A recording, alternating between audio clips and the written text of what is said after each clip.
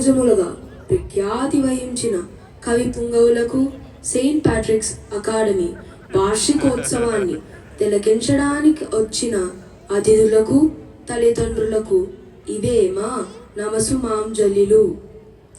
ఆ బోనవెయ్య సభ్యులకు ఒక మాట. మేము వస్తుండగా దారిలో ఒక అందమైన ఊహ మా మదిలోకి వచ్చినది. బలరాముడు సీతను చూచి తక్కువ నవ్వెను. ఈ సమస్యను పూరించమని మా మనవి. బలరాముడు సీతను చూచి నవ్వెననియ చిత్రముగానున్నదే. ప్రభువుల వారు ద్వాపరయుగానికి త్రేతాయుగానికి ముడిపెట్టినారే, ఇది కొంత కఠినమే. ఓహో, రాష్ట్ర దిగ్గజాలకి కష్టతరమైన సమస్యని ఇచ్చారు ప్రభువుల వారు. నేను పూరిస్తాను ప్రభు. చెప్పండి కేవర్య. లలనలు పాయసమానిన కలుగుదురే పిల్లలంచు శ్మాసుత నవ్వల్ పొలమున దొరికెదరని బలరాముడు సీత చూచి పక్కున నగియం.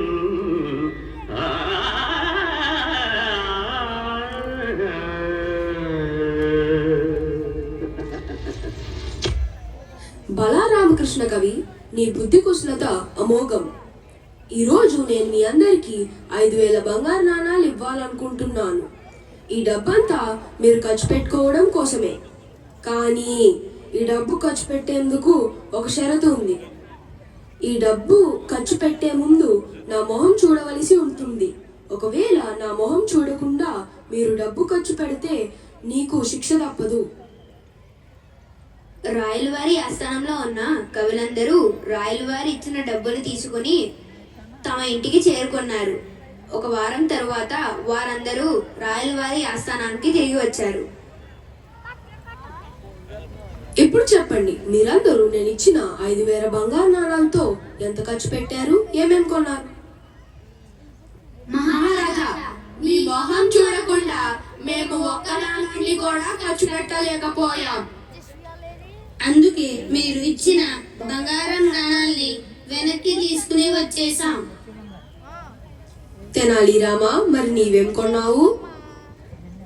రాజావారు, ఎన్నెన్నో కొత్త బట్టలు, నేను వేసుకున్న హారం, ఎన్నో విలువైన వస్తువులను మీరిచ్చిన నాణెములతోనే కొన్నాను. అంటే నువ్వు నా ఆజ్ఞను పాటించలేదన్నమాట.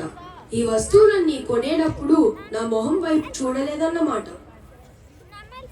రాజావారు, నీ శాసనాన్ని పాటించకుండా ఉండే అంత సాహసాన్ని నేను చేయగలనా? ఆ బంగారు నాణాలు ఖర్చు పెట్టే ప్రతిసారి నేను మీ మొహం చూసేవాడిని. అదేలా, నేను ఈ దర్బార్లోనే కదా ఉండేది. నువ్వు డబ్బు ఖర్చు పెట్టే ముందు ఎప్పుడూ కూడా నా దగ్గరికి రాలేదు కదా.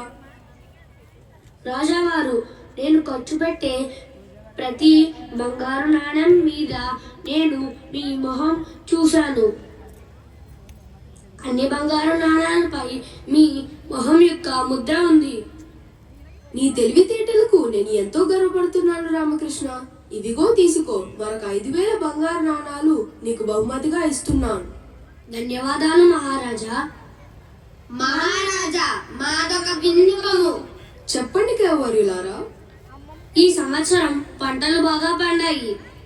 ప్రజలందరూ చాలా సంతోషముగా ఉన్నారు ప్రభు. ఇప్పుడు ధనుర్మాసం కూడా